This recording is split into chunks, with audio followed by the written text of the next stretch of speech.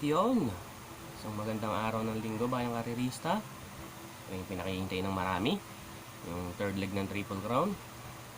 At marami pang iba. Bibigay uli ako racing guide. At syempre, hindi ko na uli patatagalin to para makapag-review na din kayo. Okay.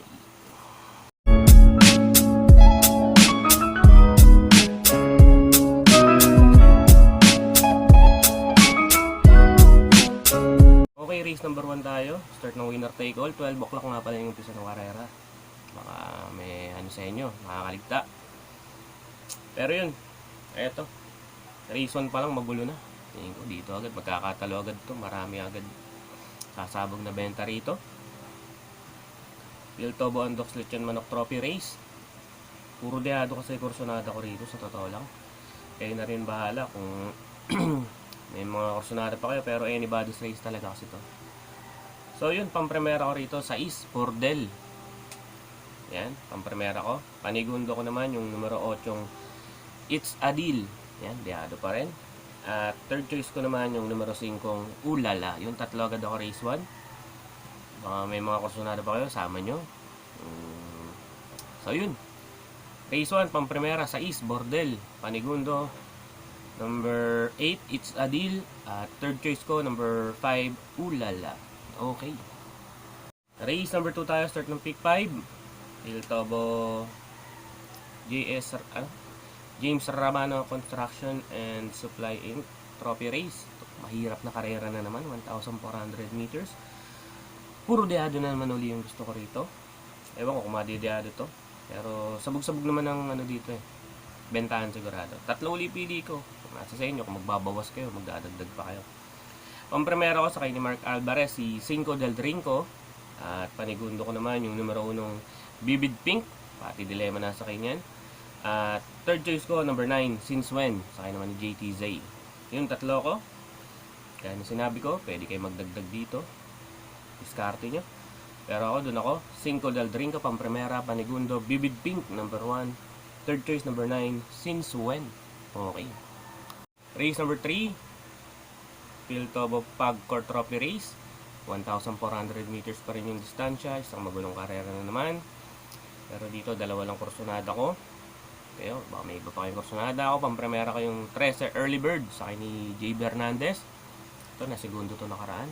Last race kay Kakain Bachi. Yung maganda tinakbo nyo. Kaya yun ang kursonada kong pampremera. Panigundo ko naman yung 5 yung galing sa panalong Candid Moment. Yan, mainam na kabayo din yan. Yun, dalawa lang ako. Pampremera Early Bird. Panigundo Candid Moment, number 5. Okay. Number 4 tayo. Start ng second winner take all. Ito. 3-year-old locally bred stakes race. Ito, magandang laban. 2,000 meters. Pahabaan ng hininga to. Kursonada ko rito pampremera. Yung numero 8 na rin. Radio Gaga. Ito, lagi lang natatalo sa ano. Tingin ko medyo namamadali siya. Pero magaling nakabayo din to si Radio Gaga. Yan ang pampremera ko dyan, Radio Gaga. Panigundo ko yung Dos Good Reason. Ito, magandang pinanalo nito ngayon. Nakaraan. Kaya medyo mababa lang yung grupo, pero grabe yung panalo niya dun. Mainam, tingin ko. May tsamba to dito. Kaya siya panigundo ko. Yun, pampremera, Radio Gaga. Panigundo, number 2, Good Reason. Okay. Race number 5 tayo. Piltobo, Tilaok TV Trophy Race, yan, 1,400 meters. Pampremera ko rito, number 14, Magnificent Lady. Sa akin ng apprentice, PM Cabalejo. Yan, nakita ko yung panalo nakaraan yan. Mainam. Magnificent Lady, yan, pampremera ko. Panigundo ko naman dito yung tingin kong magaling sa Malbar. Itong Reliable din. Yan, tingin ko mainam sa Malbar. Bago kasi matalo yan, nanalo muna yan. Diado, Reliable din sa Malbar. So, yun. Panigundo ko siya. Pampremera ulit. Magnificent Lady, panigundo, Reliable din. Okay. Race number 6 tayo. Start ng third winner take all. Piltobo Rudy Mendoza Trophy Race. Ito, magandang karera. Pero dito ako sa 8 Troubadour. Yung galing sa panalo yan. Maiden. Mainam yung pinanalo. Sa laking kabahay nito. Kaya siya kursonado ko rito. Panigundo ko yung medyo umangat si Jawo. Ito, malalaban na si Jawo dito. Kaya siya panigundo ko. Pero pampremero ko, Troubadour. Tingin ko ito horse to beat dito. At panigundo ko naman yung 7 Jawo. Okay. Race number 7 tayo. Ito na yung third leg ng Triple Crown. Start ng first pick 6. 2,000 meters ang distansya. Ito, tingin ko maganda tong laban na to. Titingnan natin titingnan ko kung pwede kasing bumandera dito.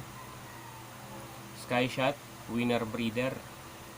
Tingin ko kasi si Winner Breeder hindi magpapaunas kay Sky Shot kasi tingin ko parang kampi to si Winner Breeder at saka si Carteu. Carteu. Pero Carteu daw yan. Basta, bahala na. Tingin ko kampi niya yan. Kaya hindi niya pwedeng pabayaan Sky Shot. Pag pinabayaan niya yan, yari sila dyan. Kayang tumapos niyan. Impresibo rin yung mga pinapakita ngayon ni Sky Shot. Kaya tingin ko ito pwedeng maglutsahan sa harap. Itong si Winner Breeder at saka si Sky Shot. Pwede naman, kung si Sky Shot mauna, yung Carteu yung pipilitin nilang ipanlutsa para si Winner Breeder yung makapanood. Kasi ito mga mag-aabangan to, Union Bell at saka General Calentong. Yan. Si Lucky Savings, nandyan din yan. Pero kung ako pipili dito, sa totoo lang talaga, kursunada ko talaga si Union Bell. Pero dahil nga impresibo din pinapakita ni General Calentong, gaganda ng panalo. Tingin ko siya din yung horse to be talaga. Pero kung ako pipili, dalawa naman ako dito. Pero pang-primera ako si Union Bell. Yan. Sa akin ni J. Bernandez. At panigundo ko syempre si General Calentong. Okay? Maganda karera to. Good luck sa mga connections. Race number 8. Second pick 5 to. Piltobo kong Antonio Calixto Trophy Race. Yan to. Solo ko dito yung number 1 Good Luck. Tignan nyo naman yung binagsakan na grupo ni Good Luck. Sila kalaban na. Sila Ziki. Medyo mababa na siya dito talaga. Kaya tingin ko malaki na chance niya dito. Kung po-forecast ako dito, pipili akong pamorkas. Yung one more. Tingin ko pwede ang pamorkas. So yun, solo ko. Good luck. Good luck. Race number 9 tayo. Start ng 4th winner take all. Piltobo Juvenile Championship. 1,600 meters yung distansya. Magandang laban to. Tingin ko pwedeng balik. 2 on 2 kasi sila Pero solo ko dito. Sa Flattering You and King Tiger, napanood nyo naman sa King Tiger nakaraan, impresibo yung pinanalo niya. Tinalo niya yung outstanding nun si Work From Home. Pero mag-i-event, tingin ko kasi Metro Turf na yung karera.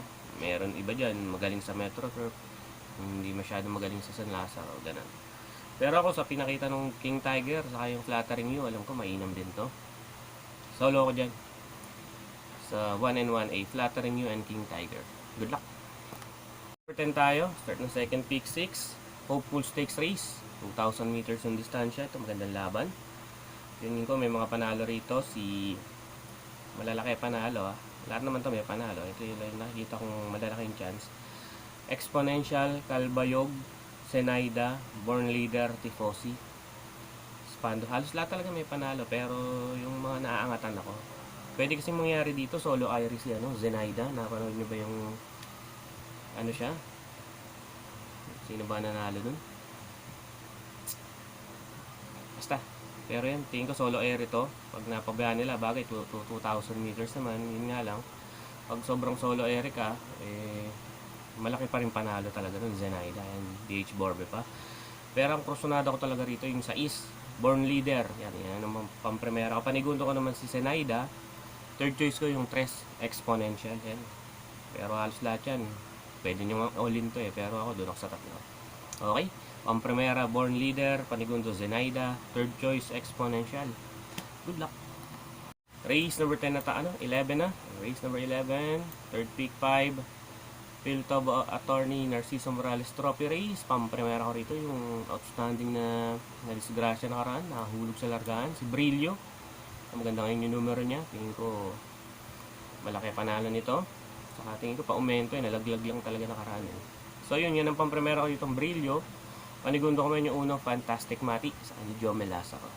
So yun dalawa ko, pang-primera Brillo, panigundo uno Fantastic Mats. Okay. Race number 12 na tayo, start ng pick 4. Piltobo SC Stock Farm Incorporate Trophy Race. Eto, mahirap na karera. Kursunada ko dito, Deado. Dalawang Deado yung kursunada ko rito. Nasa sa inyo kung sasama nyo. Pero, kursunada ko yun, syempre.